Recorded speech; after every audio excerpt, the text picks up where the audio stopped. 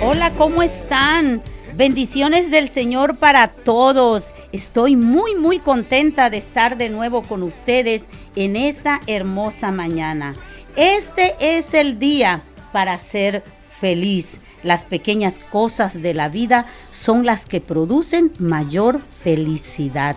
Solo tienes que atreverte a ver más allá de eso que quizás no te agrada y agradecer siempre. Celebra tu presente, sí, celebra este día.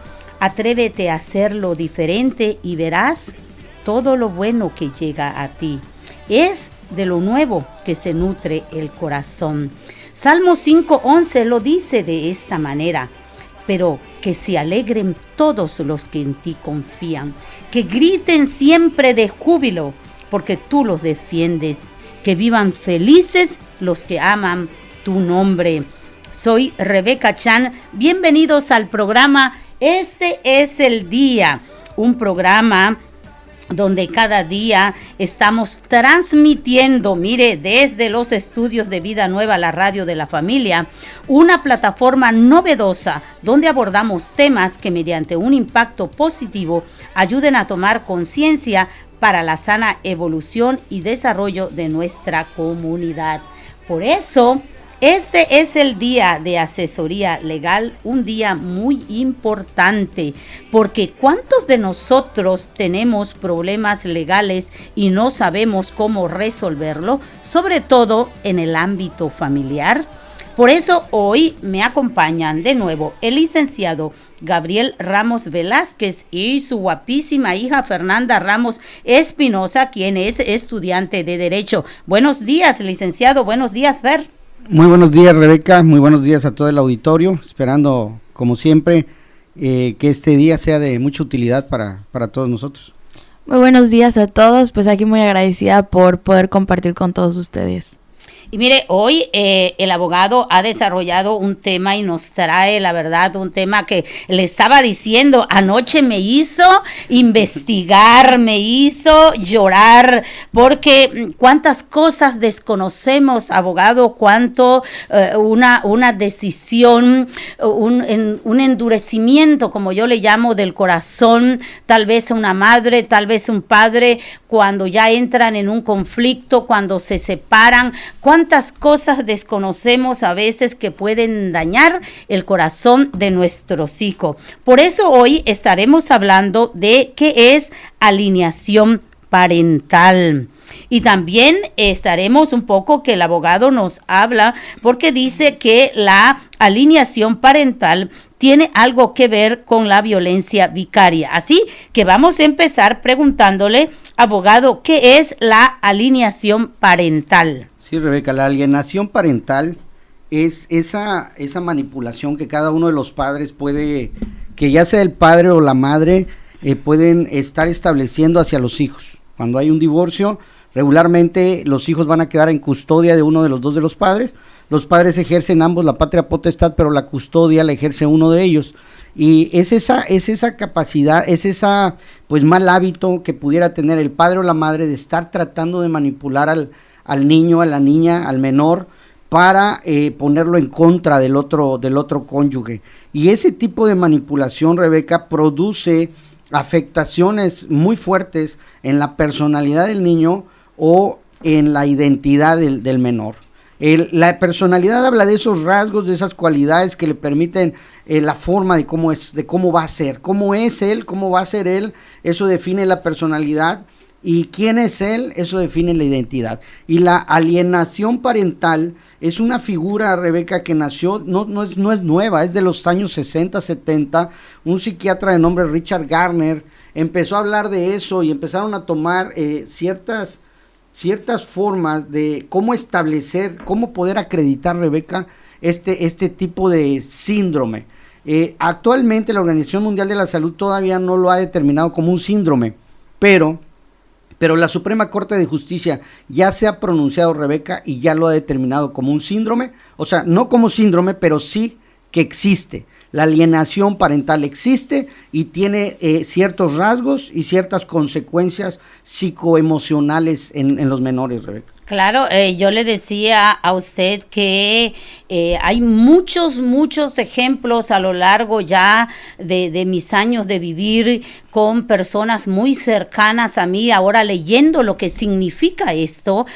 Por eso le decía que me encanta que nos traiga este contenido educativo, porque muchos desconocemos esto. Miren, me encantó algo también, poder decirle a las personas esta palabra, injustificadamente. Cuando una madre o un padre injustificadamente prohíbe que el hijo o la hija no conviva con papá o con mamá. Y ese término injustificadamente me suena con mucha frecuencia. Vemos que no lo mando con el papá, porque ¿para qué si el papá no le compra nada? ¿Para qué si el papá no le da esto? Si ni le compró un par de zapatos o ese tipo de cosas, a veces uno las oye, al menos yo, repetitivas veces cuando estoy dándole consejería a una mamá y le hago saber, sin saber esto, abogado, le hago saber a ella cuán daño o cuán bendición, porque a mí nunca me gusta decirle el daño que le hace al niño. Le digo, mira, estás privando a tu niña de una tremenda bendición, de saberse que papá la abrazó, de saberse que papá la mimó, estuvo con él, que se durmió en sus brazos. Hay niños, hay niñas hoy de 3 años, 4 años, que no están sintiendo el afecto de un padre, porque a esa edad viene la fractura, a esa edad se divorcian, se separan, y ahora la mamá, porque el papá no le compró el vestido, porque no le dio aquel regalo, entonces no se la doy, o porque no le pasó la pensión. Es que ¿por qué si no me ha dado dinero? Pues entonces que no la tenga. Y no se están dando cuenta, como bien aquí nos está hablando hoy, el daño tan grande que se le hace al hijo, pero yo quiero enfocarlo más en la bendición que se pierden los niños de saberse que tienen un papá que las ama. Abogado, creo que vamos a estar de acuerdo. Yo escuchaba al otro día a un consejero familiar, también abogado, y dice que cuando él ha llevado estos casos, dice que cuando tiene a un niño, siempre le pregunta, ¿qué extraña de mamá? ¿Qué extraña de papá? Y dice, ningún niño me ha dicho a mí, extraño la ropa, extraño el juguete, extraño, lo que extrañan ellos es el tiempo de convivencia que había con papá. ¿Qué queremos llevar hoy o cuál es la idea y el propósito? Hacer conciencia a mamá, hacer conciencia a papá, que están justo en este tiempo, abogado, que se están divorciando, que están viendo, hay miles y miles de casos hoy por hoy diario que están con quién se va a quedar el niño y los jueces dictaminando a ver con quién se va a quedar el niño, y queremos hablar al corazón de cada padre, de cada madre en esta mañana. Así que si tú nos estás escuchando por primera vez, queremos recordarte el teléfono de cabina por si quieres compartir tu experiencia o lo que estés pasando. El teléfono es el 9993-546914. ¿Cierto, Dani? ¿Es correcto? Ahí está. 9993-546914 y puede mandar su mensaje o si quiere alguna asesoría o algo que nos pueda compartir en esta mañana. Licenciado. Sí, Rebeca, mira, es muy importante entender que pues la legislación internacional y ya la legislación de cada país y México, por supuesto que protege mucho el interés superior del menor. Ese interés superior del menor tiene su principio, Rebeca, y tenemos que entender claramente cuáles son los derechos del menor, cuáles son los derechos del niño. Y uno de ellos es tiene que ser un niño libre de violencia, tiene el derecho a vivir en familia, tiene el derecho a convivir con sus padres, con ambos. Lo que decías es muy importante. A veces por estarse peleando unos a otros, o el padre no quiere que la madre vea a sus hijos, o la madre que no vea el padre a sus hijos. Y eso tenemos que entender que es un derecho del menor y la ley lo protege. Y ahorita vamos a ir viendo ya jurídicamente todas las legislaciones que lo prevén. ¿Qué otro derecho tiene el niño, Rebeca? Muy importante, la autonomía progresiva. Esto que estamos hablando de alienación parental es un tema nuevo también, Rebeca. La violencia vicaria es todavía más nuevo, estamos hablando de 2022, 2023, apenas traigo aquí ya las reformas del Código Penal en ese tema, porque ya hay un delito. Y también sobre la alienación parental quiero decirte, Rebeca, que también hay delito. Pero, ¿qué es la autonomía progresiva? La autonomía progresiva es ese derecho que tiene el menor de ser evaluado para que pueda ser escuchado de una manera correcta en un juicio. ¿Qué es eso, Gabriel? Es analizar psicológicamente al menor a través de un experto para que podamos ver qué edad tiene mental. Y en base a esa edad mental, puede tener 14, 15 años y pensar como un niño de 8, o puede tener 8 y pensar como un niño de 12, de 14 años. Y en base a esa edad mental poderle dar participación, Rebeca, ser escuchado, ser entrevistado y ver qué es lo que él quiere. ¿Qué otro derecho es dentro de los derechos superiores del menor? El objeto de derecho, el niño es un objeto de derecho, entendámoslo. No es un objeto de derecho, es un sujeto de derecho. Los padres lo toman como un objeto, como una moneda de cambio muchas veces. Quiero decirte que 3 de cada 10 matrimonios se divorciaron en el 2022. Hubieron más de 500,000 divorcios. Por ahí Fer nos va ahorita a orientar en la estadística, porque es importante también entender cómo estamos en nivel de estadística. Pero uno de los derechos superiores del menor es que se tiene que tomar como un sujeto, no como una cosa. Debemos descosificar a los menores. Y también el derecho a ser escuchados, Rebeca, y esto es muy importante. Estos derechos son derechos superiores, salvaguardados también por la Constitución, y en su artículo de capítulo, en su artículo primero, último párrafo, en penúltimo párrafo dice: todas las autoridades en el ámbito de sus competencias tienen obligación de promover, respetar, proteger y garantizar los derechos humanos de conformidad con los principios de universalidad, interdependencia, indivisibilidad y progresividad. En consecuencia, el Estado debe prevenir, investigar, sancionar y reparar las violaciones a los derechos humanos en los términos que establezca la ley. Y el artículo 4 nos habla en una de sus partes: toda persona tiene derecho a la identidad, Rebeca. Y en otra parte dice: en todas las decisiones y actuaciones del Estado se velará y cumplirá con el principio de interés superior del niño. Constitucionalmente, estos principios que acabamos de leer son protegidos por la Constitución, dice, garantizando de manera plena sus derechos. Los niños y las niñas tienen derecho a la satisfacción de sus necesidades de alimentación, salud, educación, sano esparcimiento para su desarrollo integral. Este principio deberá guiar el diseño, ejecución, seguimiento y evaluación de las políticas públicas dirigidas a la niñez. Los ascendientes, tutores, custodios tienen la obligación, padres, madres, tienen la obligación de preservar y exigir el cumplimiento de estos derechos y principios, y el Estado otorgará las facilidades a los particulares para que coadyuven al cumplimiento de los derechos de la niñez, Rebeca. Mire, otra de las cosas que yo he visto muchísimo justo ahora, he estado aconsejando a una chica que ella impide injustificadamente la visita de los niños con su abuela paterna. Lleva años estos niños que porque ella se separó, entonces terminaron mal, terminaron en odio, terminó mal con su suegra. Ahora, ¿qué culpa tienen esos niños, abogado? Que no sepan qué es el cariño de una abuela, que no sepan ya que los psicólogos hablan, yo no soy abuela, pero se habla que el amor de la abuela es algo tan bello, tan preciado.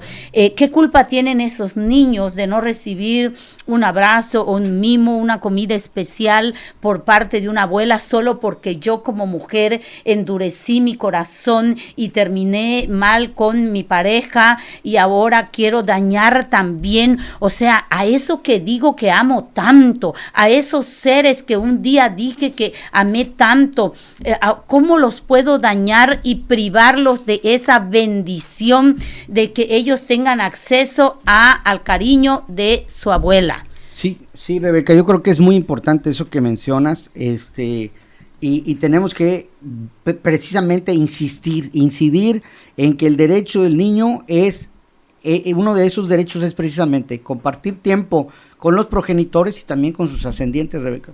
Sí, igual manera yo creo que independientemente de que principalmente pues es un derecho de cada niño, pues el compartir tiempo con sus familiares, compartir tiempo con sus papás, esto no solo tiene una afectación hablando jurídicamente, sino también hay varias consecuencias que pueden verse en cada uno de los niños, ¿no? Y uno de los problemas pueden ser problemas de autoestima y frustración, dificultades en el desarrollo de habilidades sociales al construir relaciones de pareja o de amistad, problemáticas en el desarrollo escolar, aparecen sensaciones de miedo, timidez o incluso violencia y odio patológico, y así hay muchas más consecuencias que la verdad yo creo que es muy importante que, como digo, yo no soy madre, pero creo que es muy importante como hacer esta reflexión sobre que no solo hay que pensar en nosotros, ¿no? Sino que también los hijos pues son los que terminan sufriendo cuando hay una separación entre los padres, cuando hay un divorcio. Y según las estadísticas, en el 2022 hubieron 166,161 divorcios, de los cuales el 66.5% fueron divorcios incausados, es decir, que no había una causa, una justificación, simplemente se quisieron divorciar y se divorciaron. Y un 31.7% que fue por mutuo consentimiento. Y precisamente usted comentaba sobre la violencia vicaria. Y en 7 meses de 2023 que ya llevamos, se han denunciado al menos 170,488 casos de violencia familiar en todo el país. Ahora, sí me gustaría comentarte, antes de entrar a la legislación, que señalaras cuáles son los síntomas, los síntomas, Rebeca, que podemos detectar en los menores con esa situación de estar presentando una posible manipulación, una posible alienación parental. ¿Pudieras decirnos psicológicamente hablando? Sí, se pueden presentar diversos síntomas como el rechazo sin motivo aparente hacia ti, con conductas injustificadas. Utilizan frases o expresiones negativas típicas del otro padre o madre, tratan de evitar los encuentros que tienen contigo, se ponen agresivos o irascibles, aparecen insultos contra tu persona, hacen falsas acusaciones contra ti o aparecen sentimientos de temor a mostrar afecto o ganas de contar contigo. Eso es una cosa terrible en las familias. Yo quiero decirles que siempre Dios me ha usado para esto de la consejería. Entonces, el año pasado, vino a mí una abuela que tiene la custodia de su nieto. Eso es al revés. Sí. Su hija se separó y entonces le dejaron a ella al nieto. Entonces, ahora ella, como tiene la custodia, dice, no se lo voy a dar a su papá, porque su papá es un mal ejemplo para el nieto, porque su papá toma. Y entonces, pero su abuelo del niño también tiene la misma condición, también toma, pero ella solo ve el error del papá del niño, pero el abuelo también toma. El niño está viendo un mal ejemplo con su abuelo, pero la abuela dice, el papá es el que es mal ejemplo, pero mi esposo no, aunque el esposo también tome. Y me tocó hablarle un poco sobre eso que estamos hablando. Le dije, un abuelo no le da identidad a un hijo, con todos los errores que pueda tener su papá. La Biblia no dice que da identidad el abuelo, la Biblia dice que da identidad el padre. Mire, este tema se está poniendo cada vez más interesante, pero vamos a ir a una pausa y regresamos pronto. Estamos de regreso y estamos aquí con el abogado que nos ha traído este tema, el licenciado Gabriel Ramos Velázquez y su hija Fernanda Ramos Espinosa, y estamos hablando de qué es la alienación parental. Y consiste en la conducta que lleva a cabo el padre o la madre que tiene la custodia de un hijo o hija e injustificadamente impide las visitas y convivencias con el otro progenitor, y no dándose cuenta que le está causando a su propio hijo un gran daño. Mire, que puede ser desde el miedo, y ya Fernanda mencionó inseguridades, conductas, malas conductas, porque estamos hablando aquí que siempre debemos de saber que los niños ocupan a mamá y a papá. Yo cada vez que le doy consejería a alguien que se está divorciando, les hago saber que la voluntad de Dios no es mi opinión, es lo que Dios dice, y creo firmemente, licenciado, que la voluntad de Dios es que cada niño tenga y disfrute de un mamá y de un papá, aunque se divorcien, aunque no funcione aquello, pero los niños no tienen por qué sufrir la ausencia de un abrazo. No estamos hablando de dinero, no estamos hablando, que sabemos que es muy necesario, pero se ha abusado mucho esa cuestión del dinero, de las pensiones, para prohibirle a los niños no tener derecho a un abrazo de papá, no tener derecho a una caricia, a tomarse un café, a ir a una salida al parque, porque ahora yo, como no me has dado la pensión, como no me das esto, como no me das lo otro, entonces no te dejo ver al niño.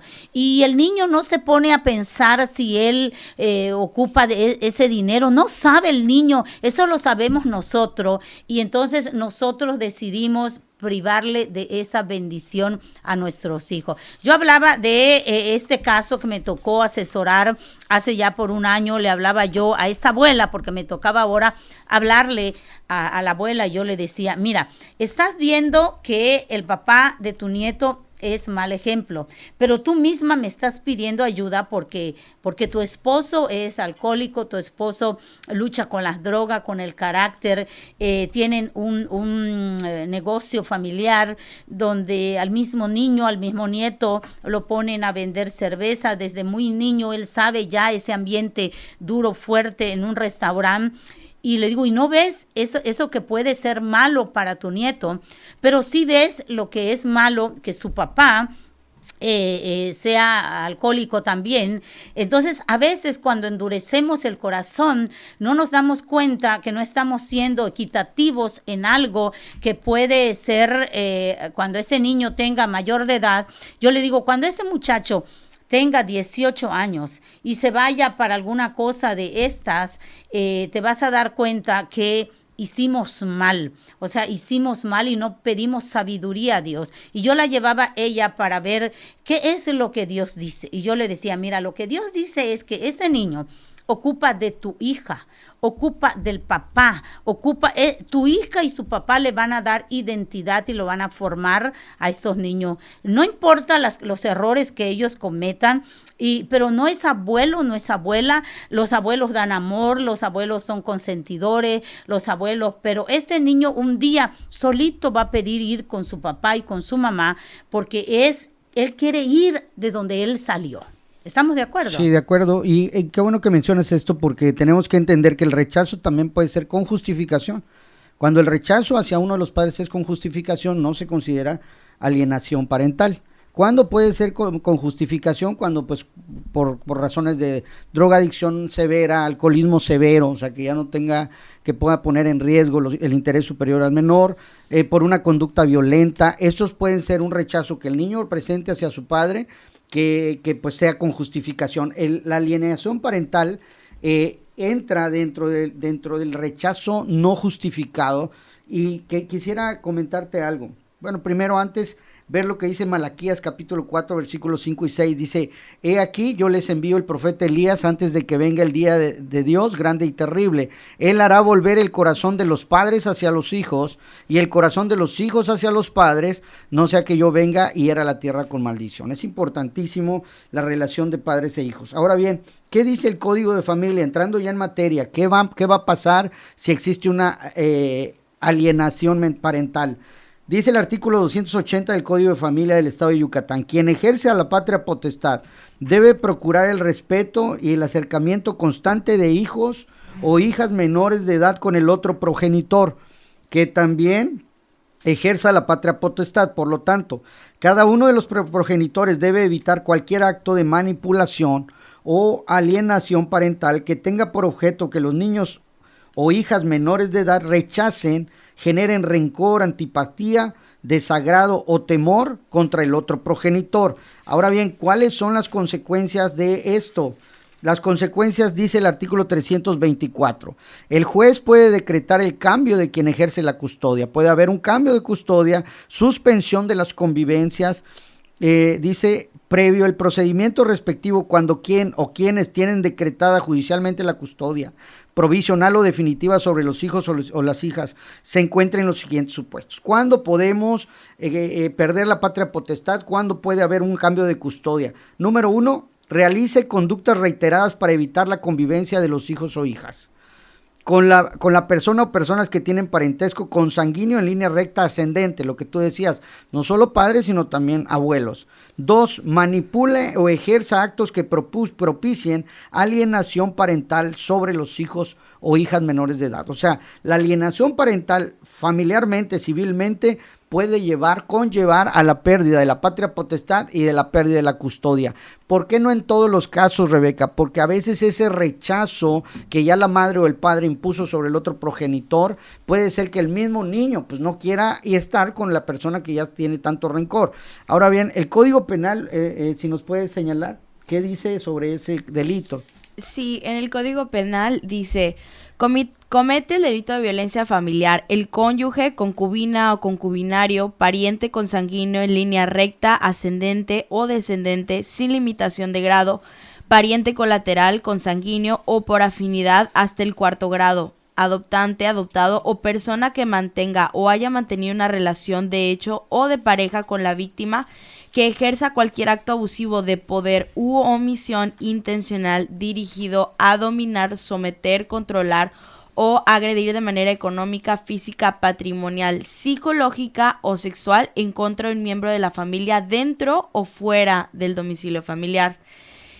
A quien comete el delito de violencia familiar se le impondrá de 2 a 7 años de prisión y, en su caso, la pérdida del derecho de pensión alimenticia y la privación del régimen de convivencia, patria potestad, custodia o tutela según corresponda. Y aunado a eso, ahora sí, Rebeca, cuando ya las últimas reformas del Código Penal y de la ley de acceso a las mujeres a una vida libre de violencia, se reformó el 7 de junio y apenas el 8 de septiembre ya está publicado, incluyen un párrafo más en las violencias que se considera violencia contra la mujer, y dice: exista esto lo encontramos en el artículo 230 ter, que violencia vicaria contra la mujer, y en su párrafo 6 dice: exista cualquier acto de manipulación parental que tenga por objeto que las hijas o hijos menores de edad o con discapacidad rechacen, generen rencor, antipatía o desagrado o temor contra la madre. El tema, Rebeca, esto es lo que estábamos viendo de alienación parental. El tema de la violencia vicaria es que solo opera de padres hacia las mujeres. Entonces, por eso aquí en la ley de acceso a las mujeres a una vida libre de violencia, incluyen lo que es la alienación parental, pero únicamente en relación al del padre hacia la mujer. Y abogado, las madres y los padres debemos de actuar con sabiduría, y el que crea siempre debería de acercarse a buscar una consejería. Estoy haciendo bien inculcándole a mi hijo o a mi hija, hablándole mal de su papá. Por ejemplo, mientras usted hablaba, recordaba igual que allá para los inicios de la pandemia, tuve otra consejería de una familia, una mamá, y entonces ella dice: es que mi hijo no quiere ir con su papá, porque su papá es mentiroso, porque su papá es irresponsable, porque su papá... Pero ¿quién le enseñó al niño que su papá es así? Claro. Porque lo está escuchando. Le dije que tú lo dices de esa manera.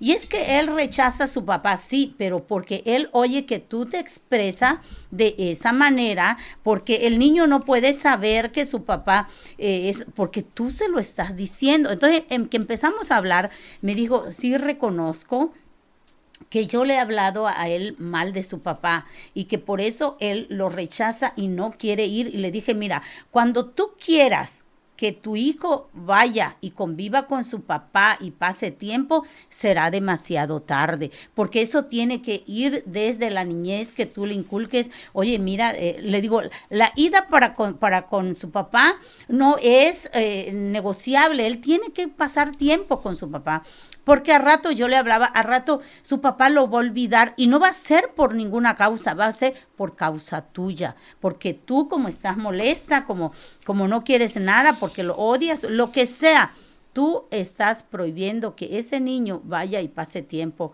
con su papá. Así abogado, nos ha llegado un mensaje que queremos que usted nos ayude aquí.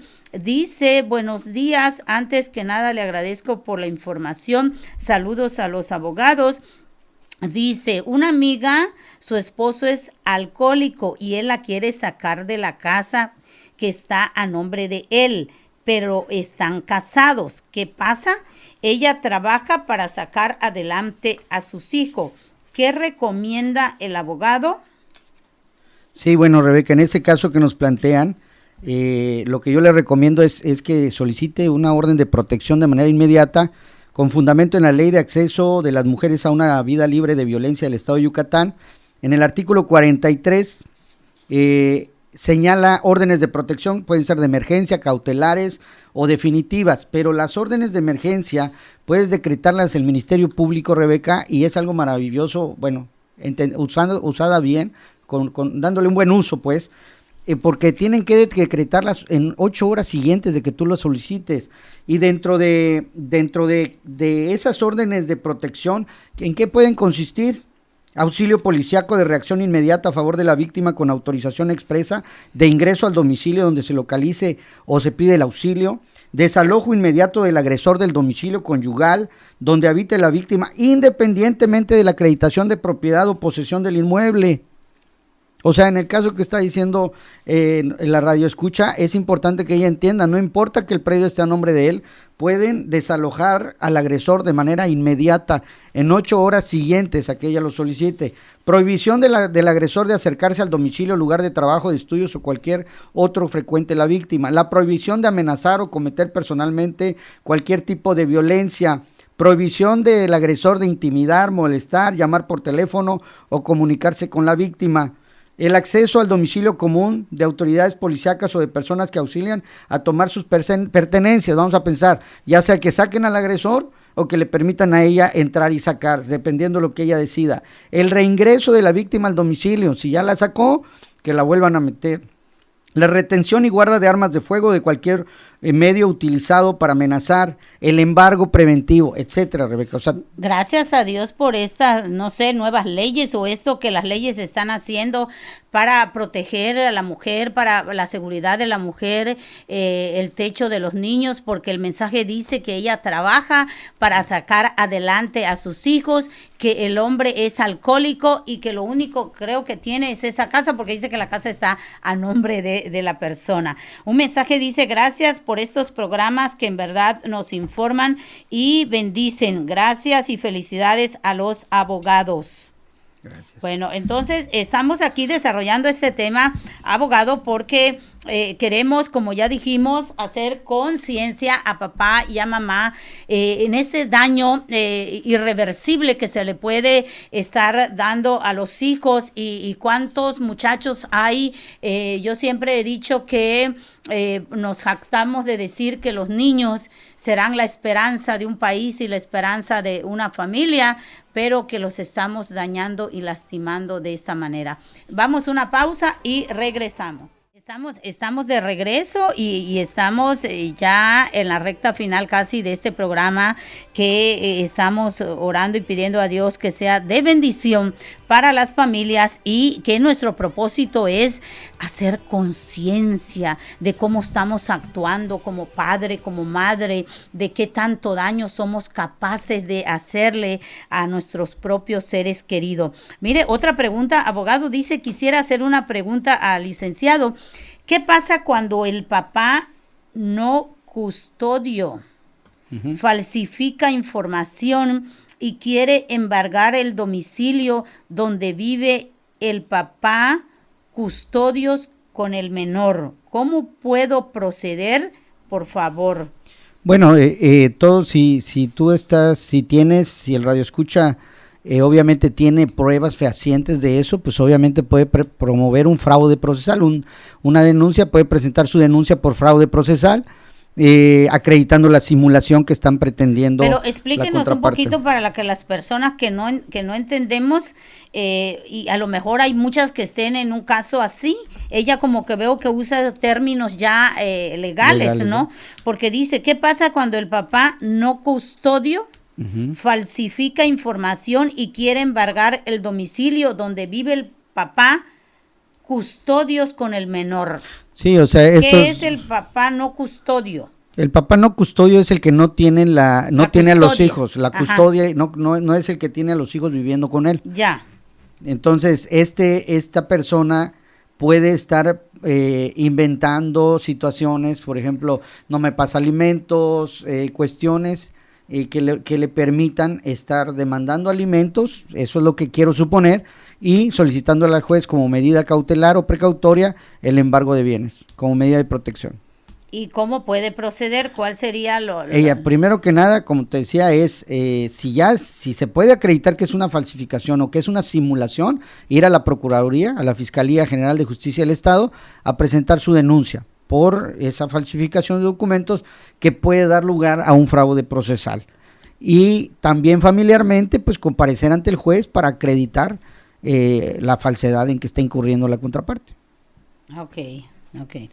Bueno, entonces, ¿qué más tenemos ahí, abogado? Sí, Rebeca, mira, es importante ya que estamos hablando de violencia vicaria. La violencia vicaria, de acuerdo al artículo 6 de la ley de la ley de acceso de las mujeres a una vida libre de violencia, esto está nuevecito, está saliendo del horno, dice, violencia vicaria es todo acto o omisión intencional cometido contra una mujer que ejerce la persona que mantenga o haya mantenido una relación con ella, ya sea de hecho de pareja o similares de afectividad, aún sin convivencia, y que por sí misma o por interpósita persona utilice como medio a las hijas, hijos, familiares, personas mayores de 60 años de edad, con discapacidad, mascotas, aún con animales, o bienes de la víctima para causarle algún tipo de daño o afectación psicoemocional, física, económica, patrimonial o de cualquier tipo, tanto a la víctima como a quienes fungieron como medio. Esto es muy importante, o sea, entender, la violencia vicaria, para nuestra ley, lo que entiende es el acto de un hombre que quiere afectar a la mujer por cual se divorciaron, se separaron o no viven juntos, ella ya no quiere vivir con él y él para lastimarla se utiliza a los hijos, hijas, parientes más cercanos, parientes con discapacidad, se lleva al perrito, por ejemplo, secuestra al perrito, se lo lleva, bueno, por decirlo así. Y pero empiezan, denos un ejemplo de los hijos, por ejemplo, para una persona que esté viviendo algo y puede estar pensando, un ejemplo, yo digo, si me dejas, te quito al niño. Ese sería, por ejemplo, como un inicio, un ejemplo de alguien que sí amenaza, porque sé que lo que leía yo anoche, sé que esta violencia vicaria como que va a un aumento, pero que empieza, porque si de repente a mí me dice, si tú me dejas, sí, voy a matar al niño, no empiezan así, empieza, te voy a quitar al niño, sí, nunca lo vas a volver a ver. He visto casos, o sea, yo creo que usted como abogado muchos, pero hace mucho tiempo se escuchó aquel caso que raptó de la escuela, se llevó a los niños, engañó ese filtro y se llevó el padre a los niños y la mamá desconocía dónde estaba su paradero. ¿Es esa la violencia? Es esa la violencia vicaria. Por ejemplo, en alguna ocasión me tocó atender a mí un asunto acá en Yucatán, en donde el papá sustrajo a los menores con violencia, un bebecito recién nacido y a otros niños ya pero niñitos pequeños, se los llevó, hacía la fuerza, los sustrajo. Eso es violencia vicaria. En España se han dado casos de que aún en la muerte de los niños, ya en su extremo total, es aún asesinar a los hijos con tal de afectar a la madre. Violencia vicaria contra la mujer está tipificado como un delito ya actualmente, Rebeca, en el artículo 230 bis del Código Penal del Estado de Yucatán.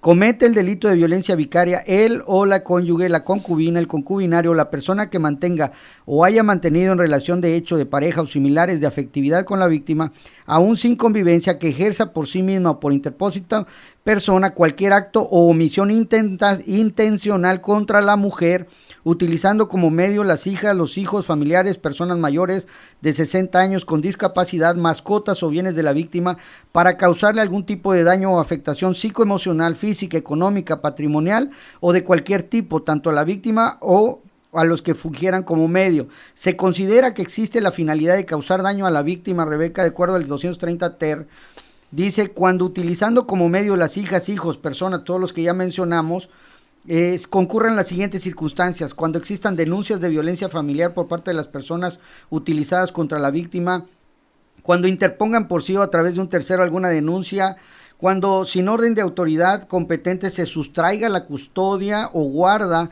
de quien ejerza a los hijos e hijas, que es lo que estamos diciendo, violencia vicaria, aquí está, pero tipificado completamente. Existan amenazas verbales o escritas de la persona agresora hacia la víctima de no volver a ver a sus hijos o hijas. Te digo, Rebeca, la verdad tus apuntes siempre son muy puntuales muy y están en la ley. Porque y sobre todo, licenciado, que mientras, vuelvo a repetir que mientras usted hablaba, Dios toca y pone una carga muy fuerte en mi corazón por seguir llevando el mensaje de esperanza, el mensaje que puede destruir barreras, que puede agarrar esos corazones, abogado, porque qué cosa no pudiera ser el amor de Dios en estos corazones donde ya hay falta de perdón, odio, rencores, tanto el grado de un padre de agarrar y dañar a sus propios hijos y llegar a estos límites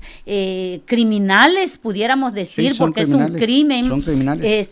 Agredir a un hijo para dañar a la persona.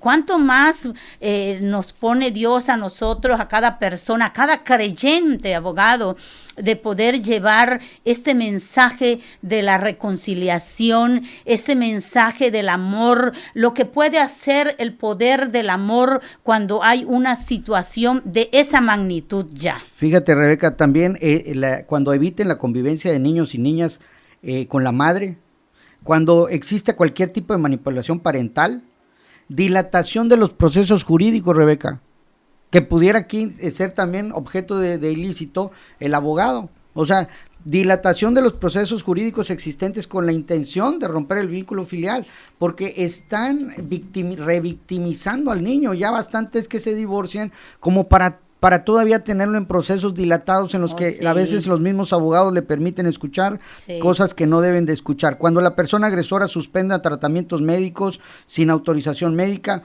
cause muerte o suicidio, cause la muerte o suicidio de la madre y o de sus hijos, Rebeca. Yo decía, abogado, antes de ir a corte, que esto lo he dicho muchas veces y no me voy a cansar de decirlo, y quiero ser intencional porque siempre tenemos como un lema cuando hablamos de nuestros hijos: la esperanza de un país, la esperanza de mi familia, tengo esperanza en mis hijos cuando nacen. Repetimos muchas veces que un hijo es una bendición, que un hijo es una herencia, pero cuando volteamos a ver hoy por hoy, ¿dónde está la esperanza de mi país? ¿Dónde está mi herencia? ¿Dónde está aquello preciado que un día Dios me entregó? Yacen los jóvenes, abogado, en drogas, yacen en alcoholismo. ¿Y por qué están ahí? Dolidos porque le falló mamá, dolidos porque le falló papá, dolidos porque no tienen un techo, dolidos porque los abandonaron aquellos seres que debiéramos de haber procurado la seguridad. Yo siempre he dicho que la generación pasada se le juzgó muy duro a nuestras madres. Yo no sé, usted, abogado, pero yo anoche que veía la violencia vicaria, derramé mis lágrimas, porque digo, hoy por hoy no se paga un precio, y aunque se le juzgó muy duro a la generación de nuestra madre, pero yo me acuerdo que yo pudiera decir que mi mamá pudiera ser aquellas mártires. Mi mamá fue una de ellas. Mi mamá decía: yo no dejo a tu padre, aunque él era golpeador con ella, porque yo decía, ¿dónde yo llevo a 9 chiquitos? O sea, a sufrir qué, porque mi papá fue mal esposo, pero buen padre. Él fue un padre alcohólico, pero fue amoroso, fue un padre proveedor, un excelente proveedor, un hombre que dijo, yo voy a trabajar y darlo todo para dejarle un patrimonio a mis hijos, pero no fue un esposo ejemplar. Y ella decía, por ustedes, yo le aguanto a su padre porque yo un día no quiero, 2 cosas decía ella, no quiero llevarlos conmigo a que carezcan de un techo, y no quiero dejarles a que un día venga una mujer que no sea su madre y les maltrate y no les dé amor. Hubo una generación que supo pagar un precio y por nosotros, por la seguridad de sus hijos, porque dieron la vida. Mi mamá fue capaz de dar la vida por nosotros, aunque se juzgue de una mala manera, pero lo hizo así. Ella dio su vida por la seguridad nuestra, y la cual nosotros lo valoramos y lo entendemos, que quizás nuestro destino hubiera sido incierto si ella se hubiese separado de mi padre y llevarnos con ella, y también dejarnos con mi papá a su alcoholismo y no sé, al azar de la vida. Abogado, muchísimas gracias, porque ahora sí tenemos los tiempos medidos aquí por Danny Boy, que nos trae ya, y yo ayer con estas cuestiones, estas reglas y estas disque sanciones del INE, solo me dicen, viene lo del INE, y yo parece que ya tengo al INE aquí con una sanción y rápido nos vamos. Pero gracias, Fer, gracias por este contenido de mucho valor, abogado, gracias, porque sé que mucha gente está siendo bendecida y asesorada con toda su sabiduría. Sí, gracias, Rebeca, por la invitación, y recordar siempre el poder del acuerdo. Reino dividido contra sí mismo jamás prevalecerá, casa dividida contra sí misma siempre va a ser destruida. Entender que un problema, un pleito, una división siempre va a destruir, nunca va a construir, y nunca nadie va a salir ganando con ese tipo de actitudes, Rebeca. Que tengan buen día. Pues yo quiero agradecer este tiempo que todos están escuchando, y pues recordar y retomar que las palabras tienen poder, y lo que decimos puede ser tanto para vida como para muerte. Entonces les invito que cuiden las palabras que le digan a sus hijos, porque yo desde la perspectiva de hija puedo decir que necesito a mi papá, necesito a mi mamá, y necesito tener una buena percepción de ellos. Podemos a veces pensar que la percepción no importa, pero creo que sí importa, y muchas veces lo que los papás nos dicen a nosotros, a veces lo guardamos en nuestro corazón y en nuestra mente. Entonces mejor hablemos palabras de vida y no de muerte. Ay, gracias. Nos quedamos con eso. Gracias, Fer, gracias a todos por habernos escuchado. Nos encontramos aquí en la próxima mañana. Bendiciones.